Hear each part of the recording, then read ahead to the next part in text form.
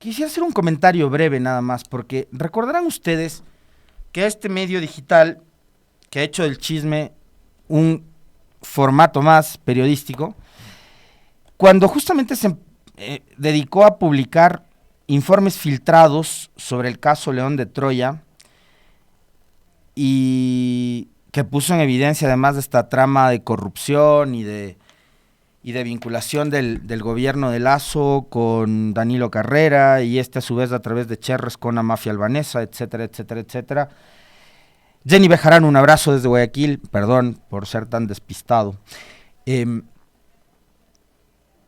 Ahí hubo un segmento muy importante de comunicadores, de periodistas de muchísima trayectoria que tienen una infinidad de premios que se los entregan de paso entre ellos mismos, ¿no? Y que son los maestros del periodismo en este país, título que se lo habrán ganado, me imagino yo, con su gran trayectoria, que se la pasan dando lecciones de cómo hacer periodismo a todo el mundo. Bueno, estos maestros del periodismo, que además eran íntimos de Vivanco y de Boscán, pero íntimos, que iban a las mismas fiestas, los mismos grupos de amigos.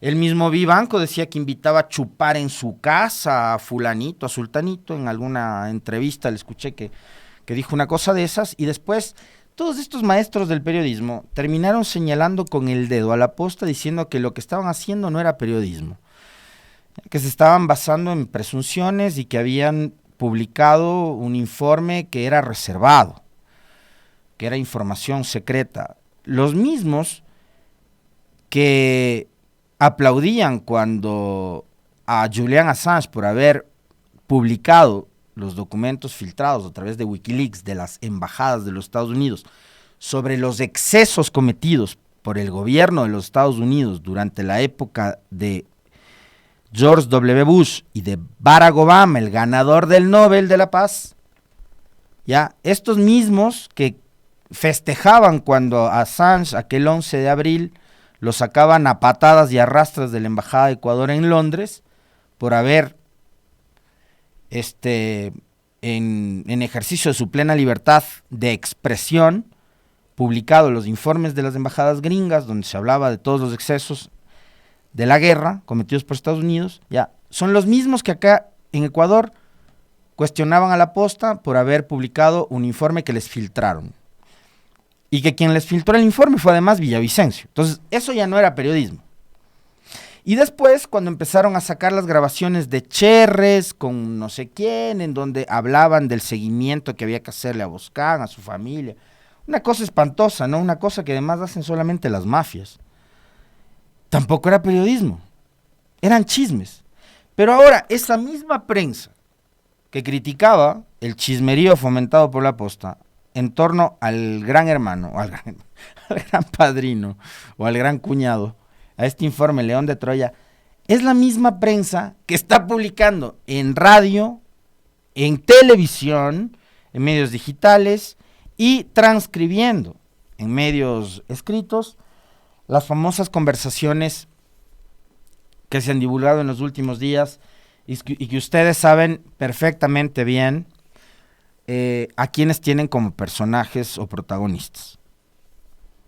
Yo ayer ya me referí a ese tema, hoy, al final del comentario, nuevamente voy a volver a referirme al tema, porque todo el mundo está comentando sobre eso. Yo no voy a comentar sobre el chisme, ojo, voy a comentar sobre lo que sí me parece que es información de ahí, lo que además trato de entender de todo lo que están armando la posta y el resto de medios de comunicación en torno a este tema.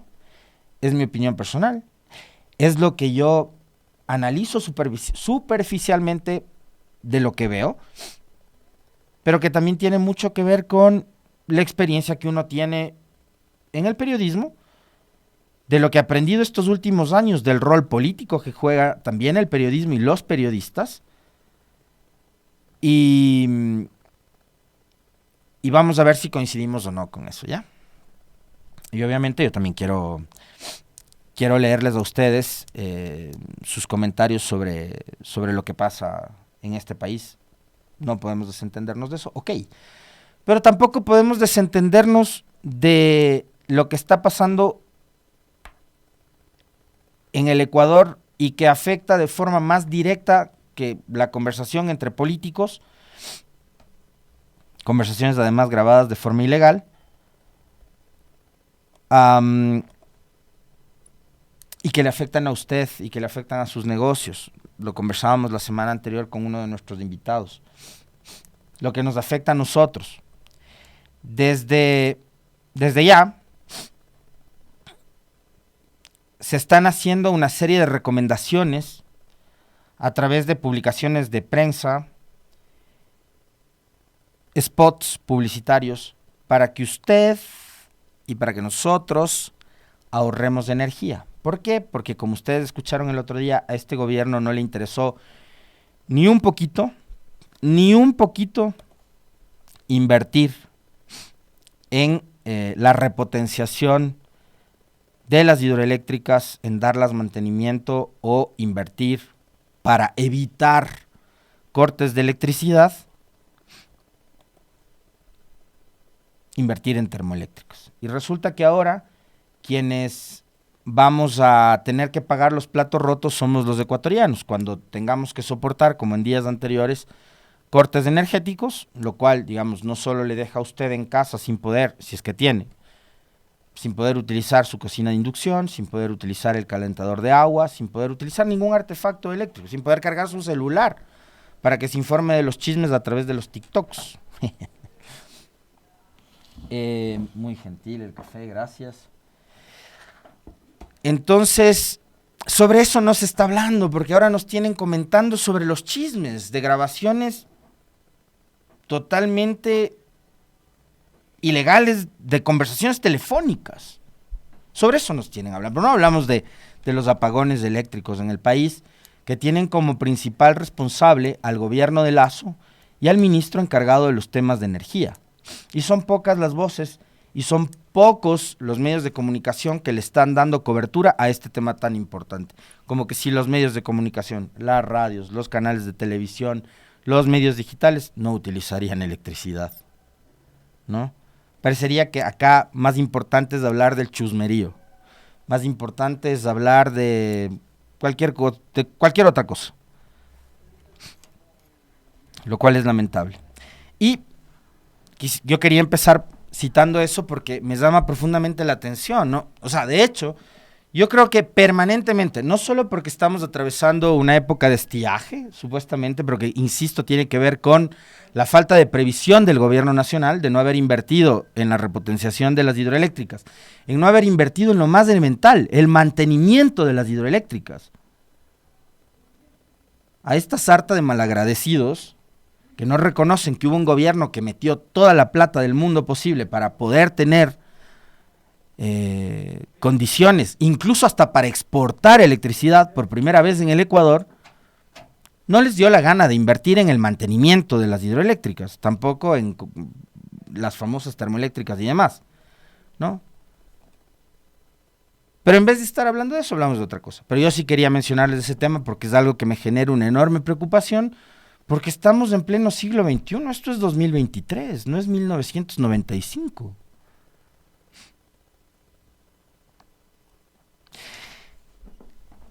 Y a propósito de mi comentario de ayer, que además lo sustentaba en cosas que yo les venía diciendo en la etapa postelectoral, cuando ya sabíamos que Noboa era el presidente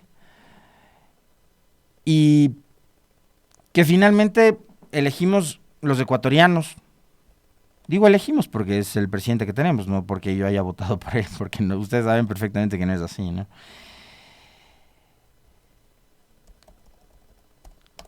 ¿Qué pregunta tan complicada me haces por interno, Meli?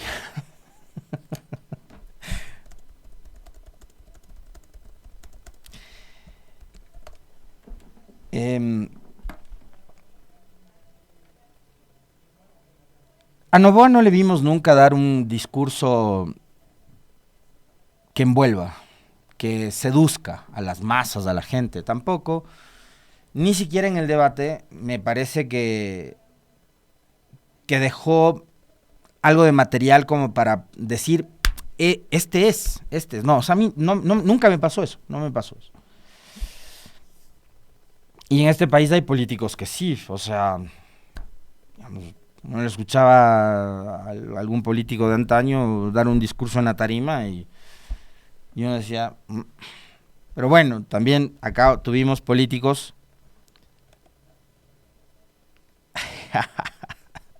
Un saludo a mi querido amigo Quique Vivanco. Por favor, no se pierdan 10:30, ¿no? Después de las Warmis, el Quique Show del Quique Vivanco. Que no es, por cierto, el que se reunía con los periodistas que dan lecciones de periodismo. Este no es.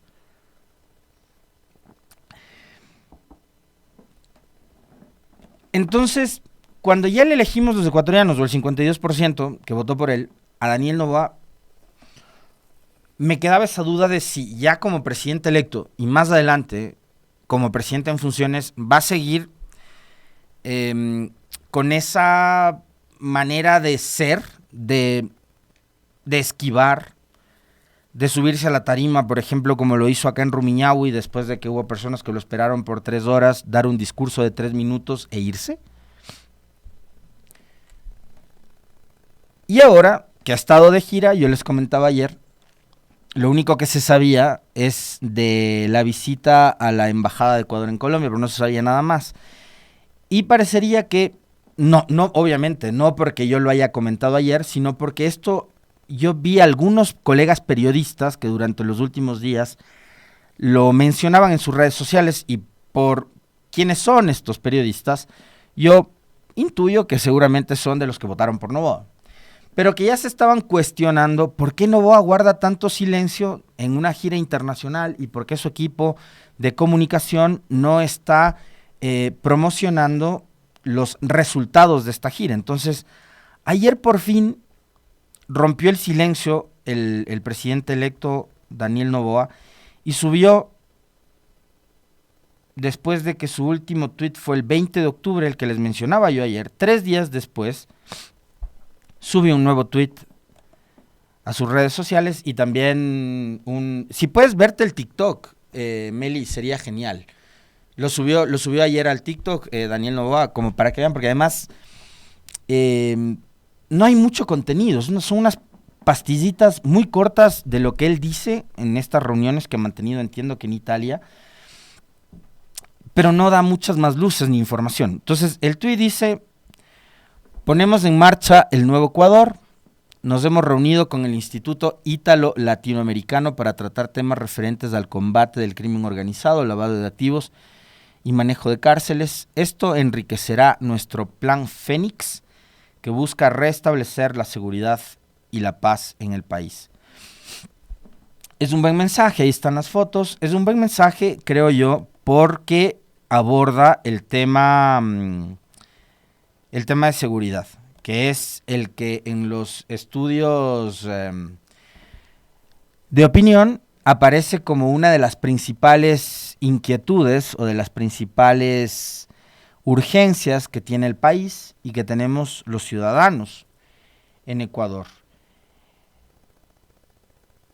El tema de la seguridad, en buena hora que así sea, pero, por ejemplo, no sabemos que más allá de, digamos, comprar armamento, equipar a la policía, ¿qué otras cosas contiene el plan Fénix para el presidente Noboa? Yo insisto, me parece por lo menos alentador que el primer tema que él haya tratado durante su gira internacional sea precisamente el de la seguridad.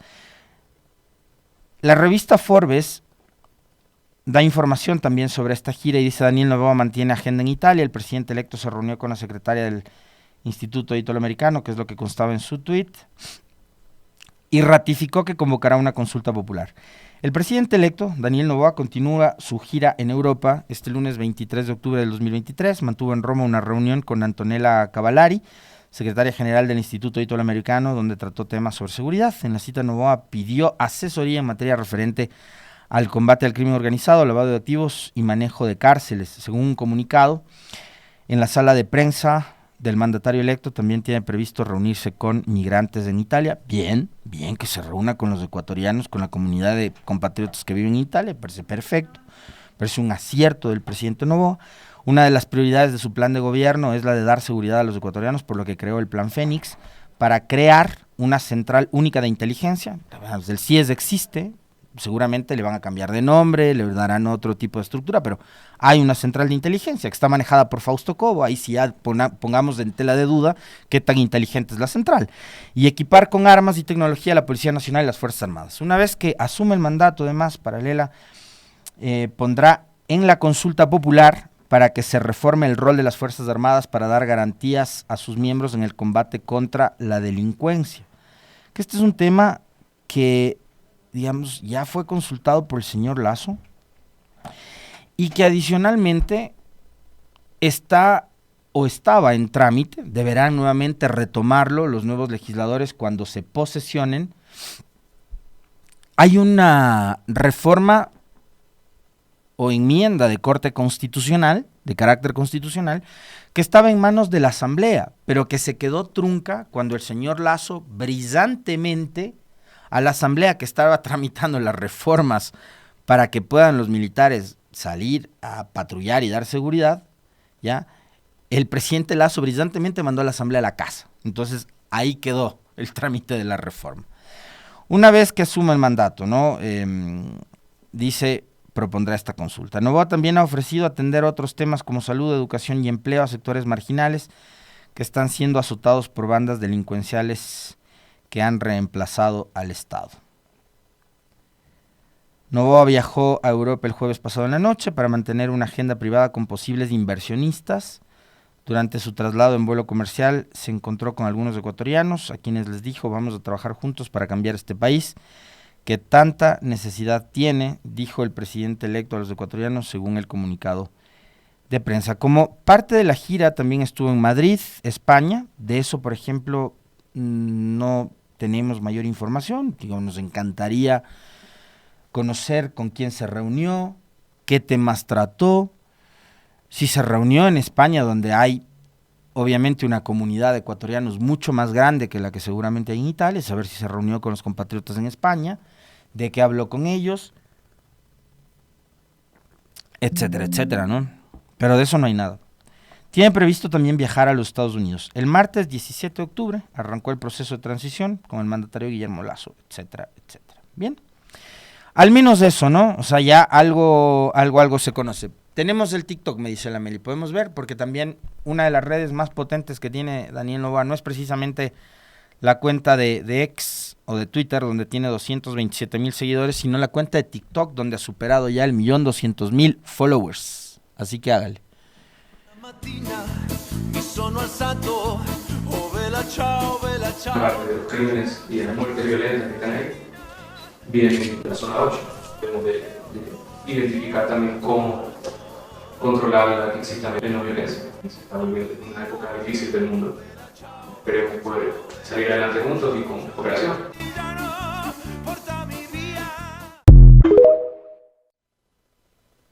Y eso fue todo.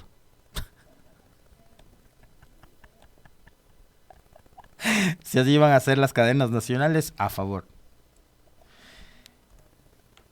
No, ya, en serio. Habló de la zona 8. La zona 8 es Guayaquil, Durán, San Borondón. Pero no dijo nada, por ejemplo, de lo que pasa en Esmeraldas. No dijo nada de lo que pasa en Manabí. En Manabí mataron a un alcalde. En Esmeraldas matan ciudadanos a diario. Bueno, en Manabí también. Y en el resto del país igual. Pero en Esmeraldas matan ciudadanos a diario y también en Esmeraldas han asesinado concejales, candidatos, etcétera, etcétera. Daule también es zona 8, sí, Daule, Durán, Guayaquil, San Borondón.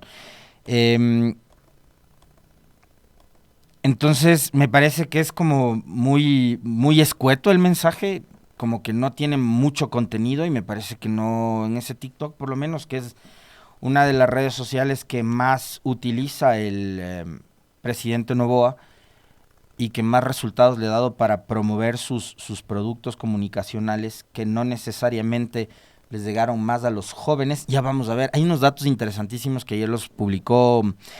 Bueno, hoy la primera entrevista, les adelanto, va a estar muy buena con el doctor Matthew Lequang. Él sí es doctor, por cierto. porque vamos a analizar la votación del 15 de octubre para tener cifras que nos den cuenta de el voto joven, del que tanto se ha hablado, que no es precisamente, a propósito de lo que publicaba ayer Álvaro Marchante de Comunicaliza, no es que precisamente el voto joven se fue con el candidato joven. Hay una cifra muy reveladora de los datos de Marchante en la que habla de que el voto joven, y más durante los últimos días de campaña, optó por Luisa González. Y que los electores que están o se ubican en un rango etario por encima de los 35 años fueron los que le dieron, junto a las clases medias, el triunfo a Daniel Noboa. Así que sobre eso vamos a comentar. Y por cierto, también datos que publicó Matthew en un estudio que él hizo y que también lo vamos a revisar. Ya les voy a pasar unas láminas, capaz que nos es más útil entender estos datos de los que les refiero y que los vamos a conversar con Matthew, con el estudio que hizo Matthew, que tiene que ver con la votación de la población indígena tanto en Sierra como en Amazonía, para romper también algunos mitos. Yo, por supuesto, como soy necio y como es costumbre, voy a discrepar con el Matthew. Ahí tenemos algunas discrepancias, pero vamos a analizar esos datos que para ustedes, me imagino, también van a ser de mucha utilidad para entender cómo está el mapa político del Ecuador. Vale la pena hacerlo en buena hora. Entonces estos temas creo que están ahí, creo que son los de la gran agenda nacional, creo que hay que echarles mucho ojo. Antes de pasar nuevamente al chisme, ¿sabían ustedes, y vuelvo al tema que les planteaba sobre el caso León de Troya, a propósito del chisme como nueva fuente periodística? ¿Sabían ustedes que en el país en donde siempre, o casi siempre, o desde que nos acostumbraron a que las cosas están al revés,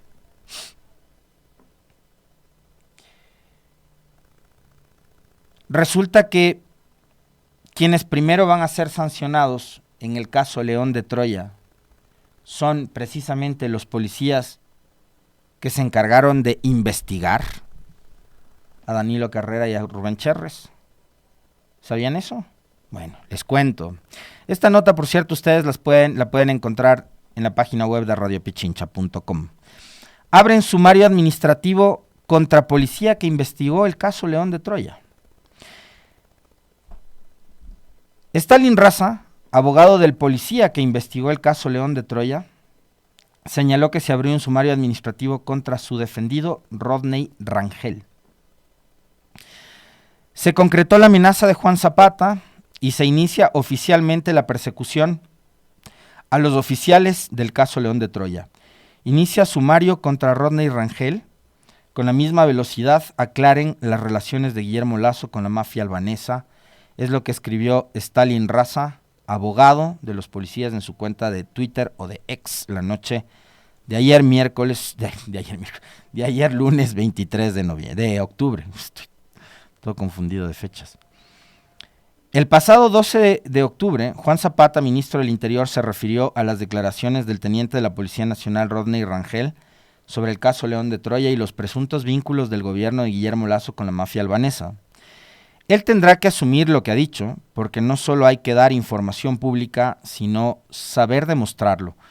Y si no lo hace, puede haber consecuencias, advirtió el ministro. Agregó que Rangel ya no es un policía activo y al tener una ausencia injustificada será sometido a un trámite normal como todos los oficiales.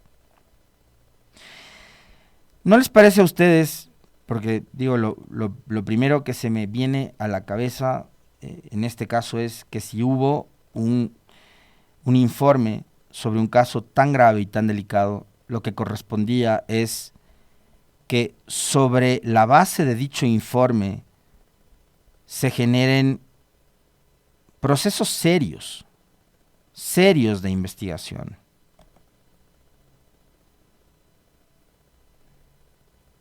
En torno a esos casos, a ese caso específico, ¿Por qué? Porque se trataba de un familiar muy cercano al presidente y porque se trata además de un tema muy grave que está vinculado con la ola de violencia que vive este país y de la que aparentemente nadie quiere hacerse responsable.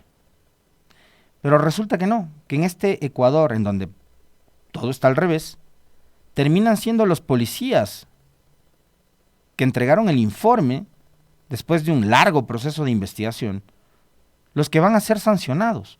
Y lo más probable es que tanto Rangel como el otro oficial de policía, que se me escapa el nombre y si alguien me lo recuerda, les agradezco, sean sancionados y sean dados de baja.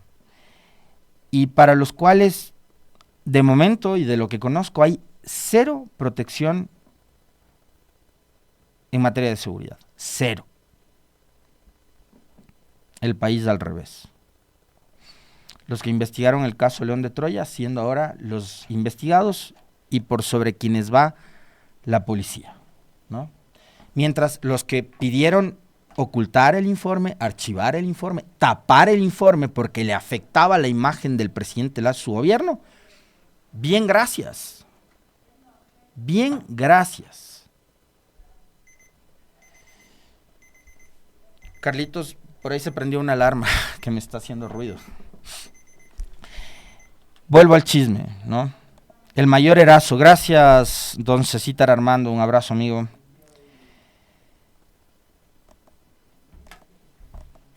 Ayer, por efecto de estos temas que se han desatado a partir de la publicación de estas famosas conversaciones telefónicas, que de entrada a mí parece una barbaridad, que te llamen, y más todavía tratándose de actores de una organización política, que le hayan grabado una conversación a Correa, o a quien sea, o a ustedes, o a mí, es una barbaridad. Es una barbaridad. Es violar su intimidad. De entrada, el que haya grabado lo hizo mal, todo mal. Pero a partir de ahí se han comentado una serie de cosas, se ha revelado una serie de encuentros personales entre unos y otros, cosa que a mí me importa menos que un rábano. Lo que sí me importa, como les dije ayer, y que creo que sobre eso también la Revolución Ciudadana tiene una gran oportunidad, tomando en cuenta de que ahí hay mujeres que han abanderado la lucha del feminismo y la lucha de la defensa de las mujeres, tienen una brillante oportunidad de salir al frente y defender una causa, su causa, la defensa de los derechos de las mujeres, indistintamente de quién sea la persona afectada e indistintamente de quién sea el agresor. No me importa si es Correa, no me importa si es Glass o si es quien sea. Tienen una gran oportunidad las mujeres que defienden el feminismo y esas causas para decirle al país que su causa es el feminismo, indistintamente de quién sea la agredida o el agresor. De entrada eso. Después, a partir de esos audios, han querido empañar, y hay algunos actores políticos que hacen del show su modus operandi para mantenerse a flote, son los denunciólogos. Se la pasan denunciando todo, no hacen nada por el país, nada hacen. Se pasan denunciando cualquier cosa que encuentran, arman un terremoto, y eso es lo que han intentado hacer con esto. A propósito de que en uno de los audios se dice que la señora mencionada en los mismos, y que es parte de este relajo, trabajaba en la prefectura de Pichincha. Es a través de un comunicado emitido por la propia implicada que se aclara el tema, porque a algunos parece que no les satisfizo el comunicado que la prefectura de Pichincha publicó el pasado día sábado. En un comunicado publicado ayer en horas de la noche, la señora dice: en 2019 obtuve un empleo en la prefectura de Pichincha, lo mantuve hasta agosto del 2023, cuando renuncié a dicho cargo. Los respaldos, registros biométricos, con mis entradas y salidas, fotografías de los eventos institucionales y otras actividades que realicé en territorio durante ese periodo reposan en dicha institución. Información que de paso no puede ser entregada a absolutamente nadie, de lo que entiendo, que no sea la misma implicada. ¿Por qué? Porque es información personal. Pero entiendo también que la postura de la prefectura de Pichincha es de total transparencia para que investiguen todo lo que quieran investigar. Porque, también hay que decir esto, son cosas que no están pues todos los días en Twitter poniendo, vean, Contraloría vino, nos hizo tantos exámenes y tal, y todo bien.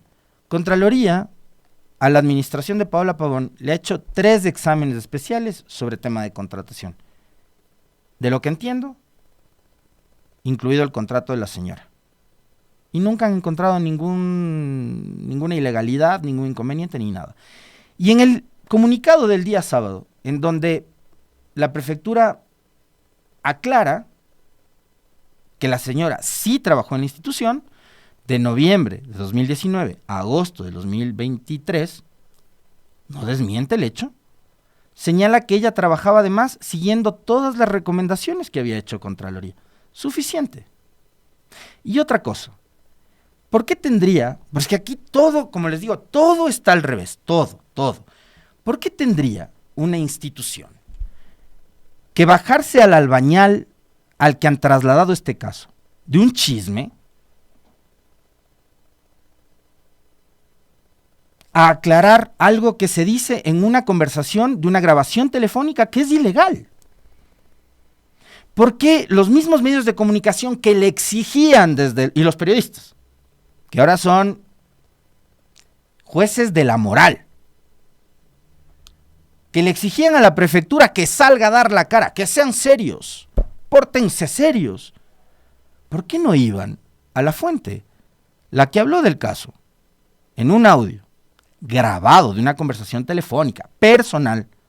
Era quien tenía que haber aclarado, y lo ha hecho. Ojalá queden satisfechos con eso.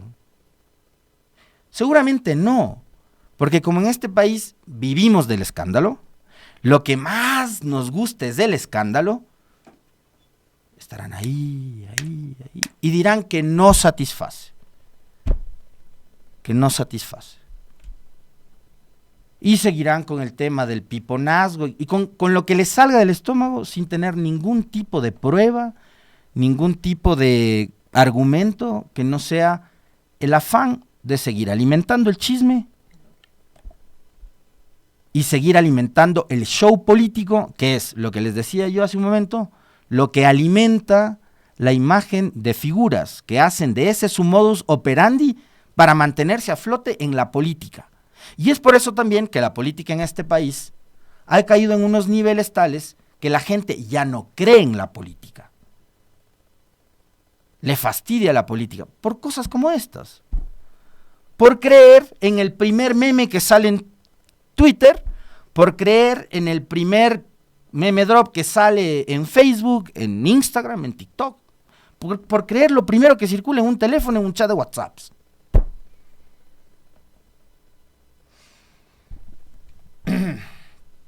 Consecuencias.